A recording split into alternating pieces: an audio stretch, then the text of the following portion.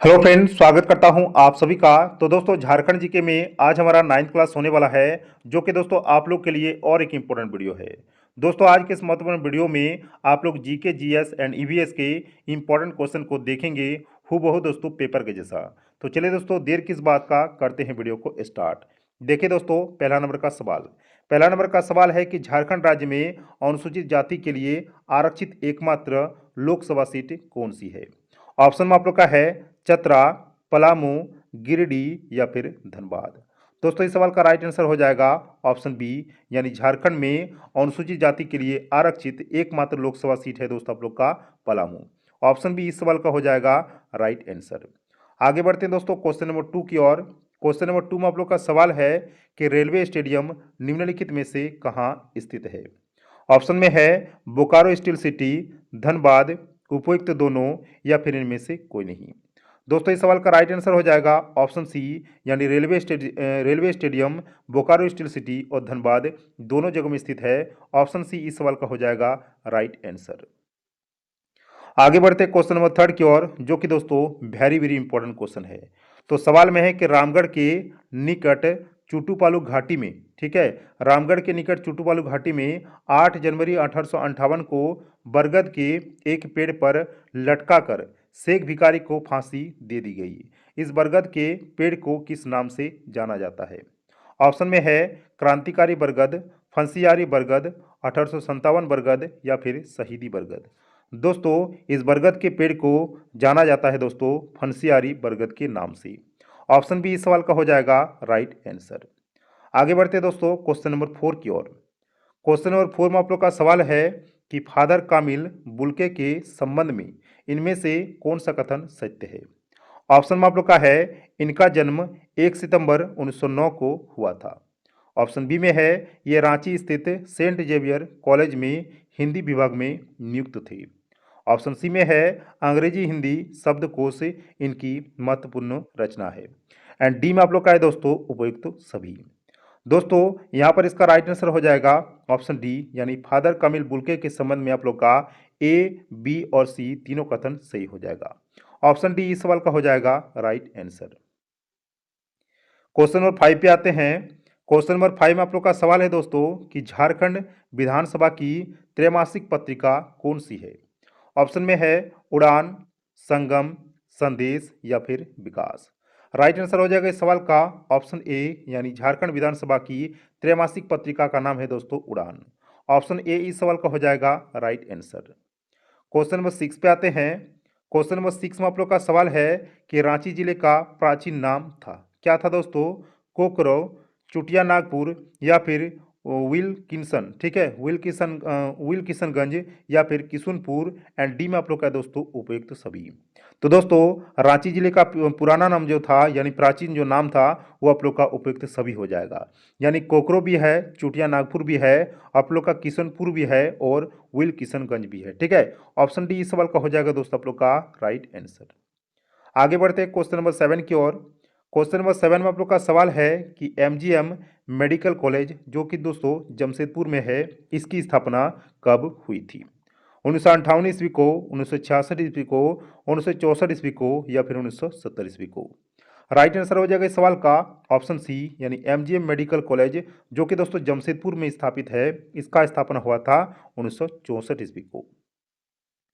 Question number 8 पे आते हैं। क्वेश्चन नंबर 8 में आप लोग का सवाल है कि कार्तिक उरांव की शादी 1950 में किसके साथ हुआ, जो बाद में सांसद व केंद्रीय मंत्री भी बनी। ऑप्शन में है संगीता उरांव, सुमित्रा उरांव, गीता उरांव या फिर कोई नहीं। राइट आंसर हो जाएगा इस सवाल का ऑप्शन बी, यानी कार्तिक उरांव का जो शादी हुआ था दोस्तों, वो सुमित्रा उरांव के साथ हुआ था, जो कि दोस्तों बाद में सांसद भी बनी और केंद्रीय मंत्री भी बनी, ठीक है। और ये शादी कब हुआ था, याद रखिएगा डेट को, 1950 में। क्वेश्चन नंबर 9 पे आते हैं। क्वेश्चन नंबर 9 में आप लोग का सवाल है कि संथाल जनजाति में सर्वाधिक कौन सा विवाह प्रचलित है। ऑप्शन में है सांगा, इतुत, किरिंग बापला या फिर घरदी जबाई। राइट आंसर हो जाएगा सवाल का ऑप्शन सी, यानी संथाल जनजाति में दोस्तों सर्वाधिक जो विवाह प्रचलित है उसका नाम है किरिंग बापला। ऑप्शन सी इस सवाल का हो जाएगा राइट आंसर। क्वेश्चन नंबर 10 पे आते हैं।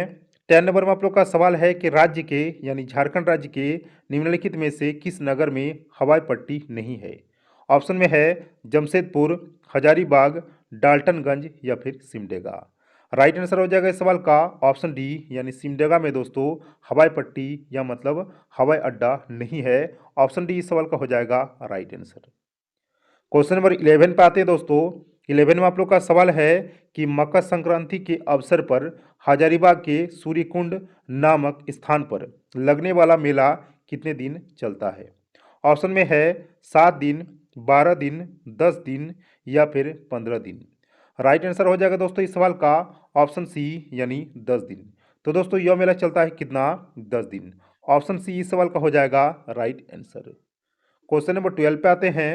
क्वेश्चन नंबर 12 में आप लोग का सवाल है कि इनमें से कौन सा मेला संपूर्ण छोटा नागपुर के विभिन्न भागों में लगता है। ऑप्शन में है टूसू मेला, बंडा मेला, भाजन मेला या फिर केतार मेला। राइट आंसर हो जाएगा दोस्तों इस सवाल का ऑप्शन ए यानी छोटा नागपुर के विभिन्न भागों में दोस्तों टूसू मेला बहुत ही महत्वपूर्ण रूप से लगता है। ऑप्शन ए इस सवाल का हो जाएगा राइट आंसर। क्वेश्चन नंबर 13 पे आते हैं। 13 में आप लोग का सवाल है कि झारखंड की निम्नलिखित में से किस नदी का पानी साल भर गर्म रहता है। बहुत ही आप लोग का इंपॉर्टेंट क्वेश्चन है, ठीक है, इसीलिए दोस्तों इसको वीवीआई कर दिए। ऑप्शन में है संजय नदी, अजय नदी, कनहर नदी या फिर ततहा नदी। दोस्तों इस सवाल का राइट आंसर हो जाएगा ऑप्शन डी यानी ततहा नदी, जो कि दोस्तों साल भर गर्म रहता है। ऑप्शन डी इस सवाल का हो जाएगा राइट आंसर। क्वेश्चन नंबर 14 पे आते हैं। क्वेश्चन नंबर 14 में सवाल है आप लोग का कि छोटा नागपुर की रानी नाम से विख्यात नेतरहाट शहर समुद्र तल से कितने फीट की ऊंचाई पर स्थित है। ऑप्शन में है 2600 फीट, 2800 फीट, 3200 फीट या फिर 3700 फीट। राइट आंसर हो जाएगा इस सवाल का ऑप्शन डी यानी नेतरहाट शहर जो कि दोस्तों समुद्र तल से कितनी फीट की ऊंचाई पर स्थित है। तो याद रखिएगा ऑप्शन डी यानी 3700 फीट की ऊंचाई पर स्थित है। क्वेश्चन नंबर 15 पे आते हैं। 15 में आप लोग का सवाल है कि लातेहार के निकट तप्ता पहाड़ी पर किसकी खंडित मूर्तियां पाई गई है। ऑप्शन में है बुद्ध की, महावीर की, भिक्षुओं की या फिर इनमें से कोई नहीं।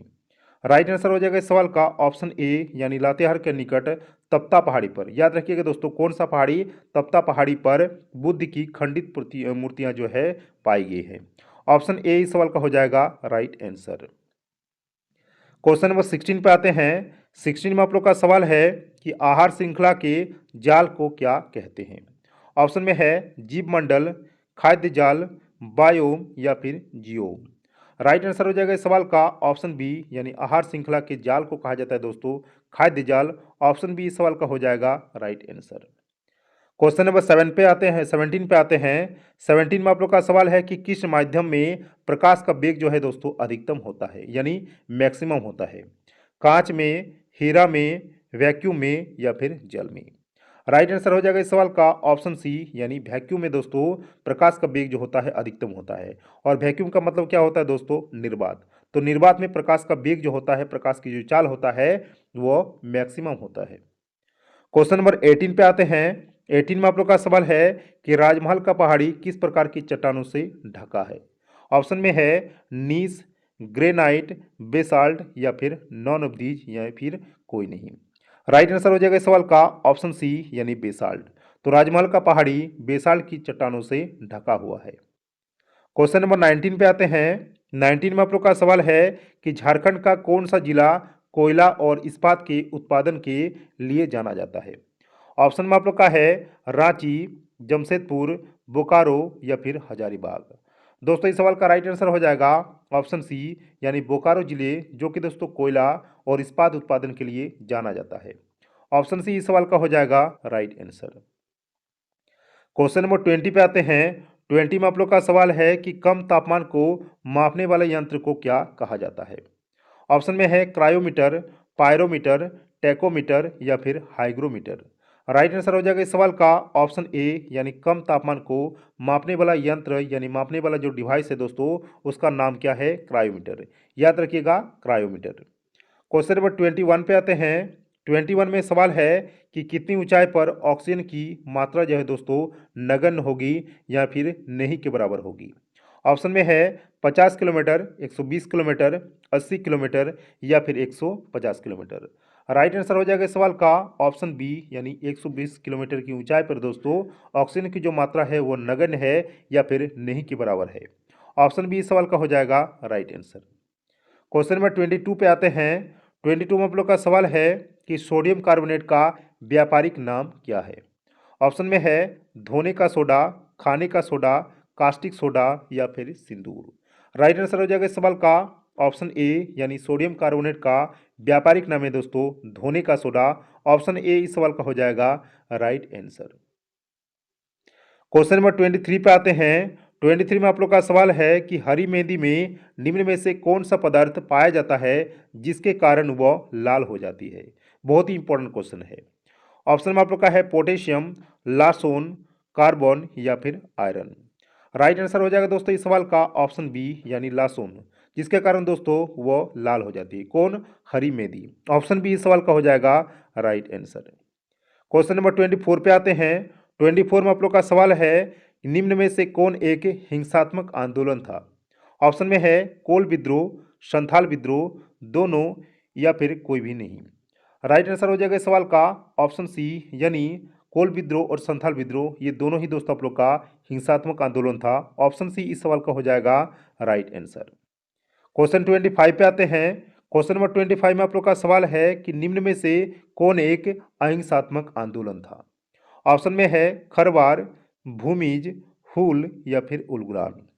राइट आंसर हो जाएगा इस सवाल का ऑप्शन ए यानी खरवार, जो कि दोस्तों एक अहिंसात्मक आंदोलन था। ऑप्शन ए इस सवाल का हो जाएगा राइट आंसर।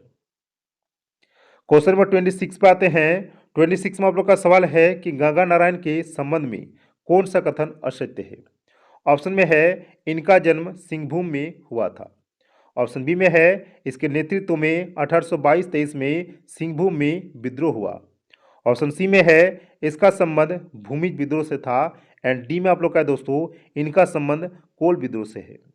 राइट आंसर हो जाएगा दोस्तों ऑप्शन डी, जो कि दोस्तों गलत है गंगा नारायण के संबंध में, क्योंकि दोस्तों गंगा नारायण का संबंध जो आप लोग का था वो कोल विद्रोह से नहीं था। इसीलिए दोस्तों इसका आंसर हो जाएगा आप लोग का ऑप्शन डी।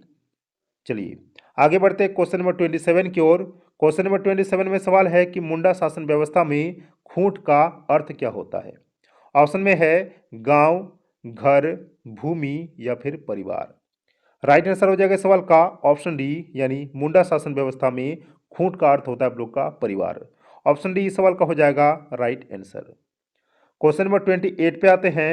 28 में आप लोग का सवाल है कि विश्व में जल संकट का प्रमुख कारण है अम्ल वर्षा, नगरीकरण, औद्योगिकरण या फिर विश्व तापमान में वृद्धि। राइट आंसर हो जाएगा इस सवाल का ऑप्शन बी यानी विश्व में जल संकट का प्रमुख कारण है दोस्तों नगरीकरण। ऑप्शन बी इस सवाल का हो जाएगा राइट आंसर। क्वेश्चन नंबर 29 पे आते हैं। 29 में आप लोग का सवाल है कि वर्तमान में देश में राष्ट्रीय पार्क या फिर नेशनल पार्क की कुल संख्या है 197, 110 या फिर 98। राइट आंसर हो जाएगा इस सवाल का ऑप्शन ए यानी वर्तमान में यानी अभी के टाइम में दोस्तों राष्ट्रीय पार्क की कुल संख्या है आप लोग का 100। ठीक है, और ये पूरे देश की बात हो रहा है। क्वेश्चन नंबर 30 पे आते हैं और यही दोस्तों इस वीडियो का लास्ट क्वेश्चन होने वाला है। तो सवाल में है कि काली मिट्टी में कौन से पोषक तत्व पर्याप्त मात्रा में पाए जाते हैं। ऑप्शन में है पोटास तथा चूना, कैल्शियम कार्बोनेट, मैग्नीशियम कार्बोनेट या फिर उपयुक्त सभी तत्व। राइट आंसर हो जाएगा इस सवाल का ऑप्शन डी यानी काली मिट्टी में दोस्तों ये सारे के सारे पोषक तत्व पाए जाते हैं। तो ऑप्शन आप लोग का ए बी सी यानी तीनों सही हो जाएगा। ऑप्शन डी इस सवाल का हो जाएगा राइट आंसर।